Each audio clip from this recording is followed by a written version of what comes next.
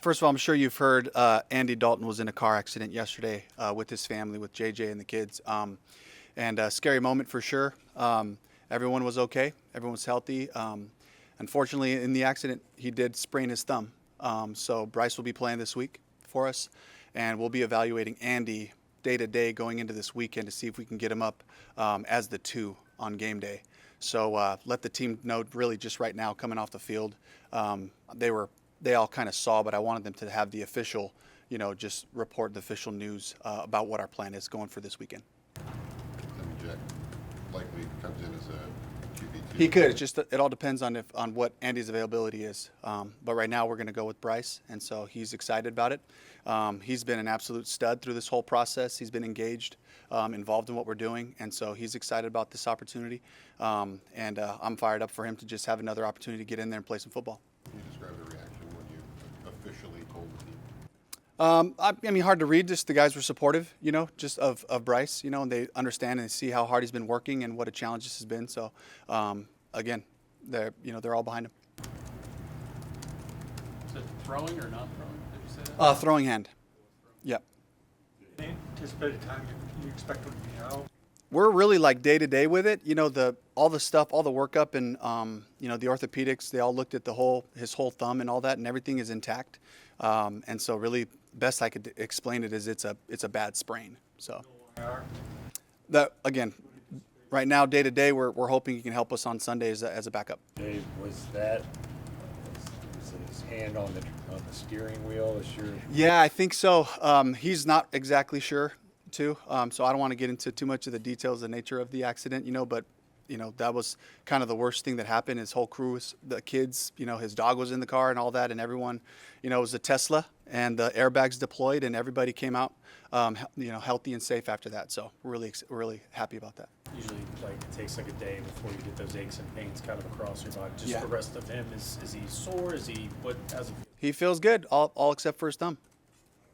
What was your reaction to even getting the call or finding out that he was in an accident with his family? I mean, first of all, just concern, getting that information and knowing how scary that can be. And it's not just, the accident, but it's also, you got to imagine, this is right after school, pickup. So there's a lot of traffic and all those things that, that happen. So just glad that there were people around. They had some people from school, some neighbors that were around right away. And so they were able to get out of it safely. Have you ever been professionally through a season that's had so much stuff go on? I can honestly say no. I have not. I just know that hard times create perseverance.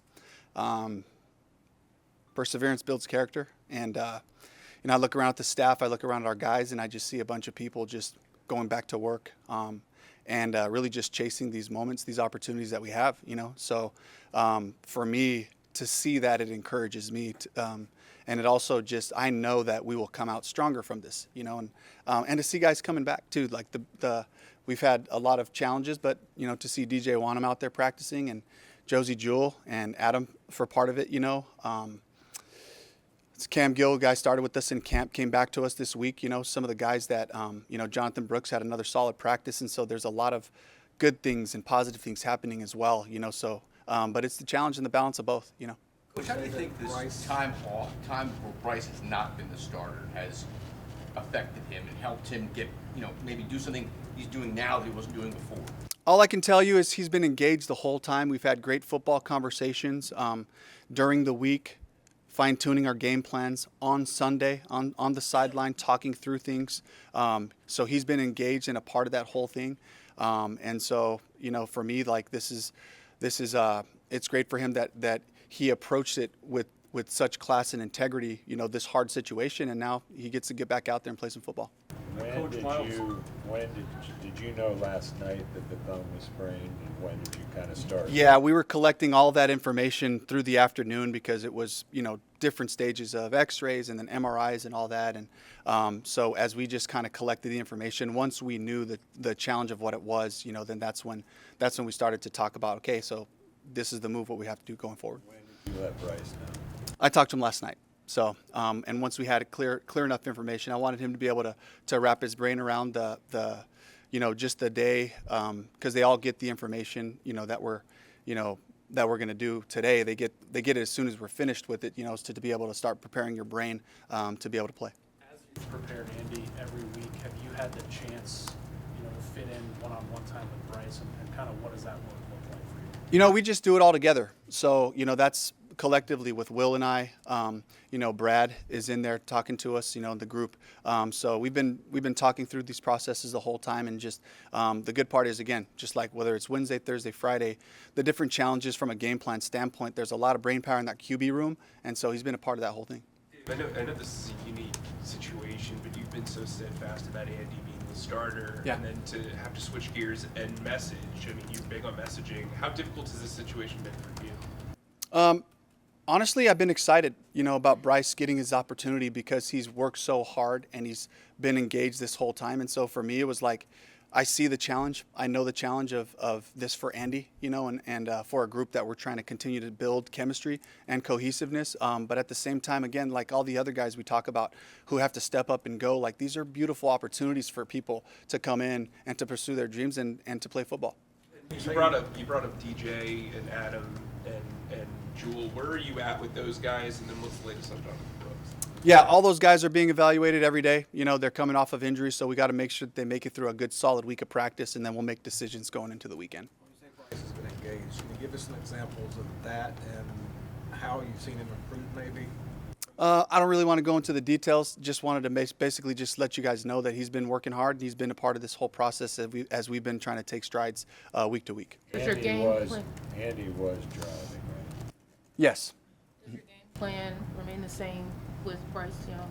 Yeah, it's our system, so and we have to, for the whole group, we got to keep taking strides with our run game and our pass game, and the expectation for Bryce is just do your part, do your 1/11th, get us to the right runs, get us to the right passes and the protections and all that. These are all things that he's been a part of, that he's through this whole time. So You mentioned how kind of wild this year has been, just Yeah. as a whole. What have you kind of learned about your own ability to adapt and pivot and change the direction of where you maybe you didn't think you would have to go? Well, I mean, I've been through hard things in my personal life. I've been through hard things in my coaching career. Now as a head coach, I feel it heavier, but it's the same. It requires a discipline, and it requires a gratitude and appreciation for what we get to do. And I think that might be a little bit of a shock to people, as we trying to find our way to play really good football, and that it's not happening in all of our areas to come back every Wednesday and go, here we go.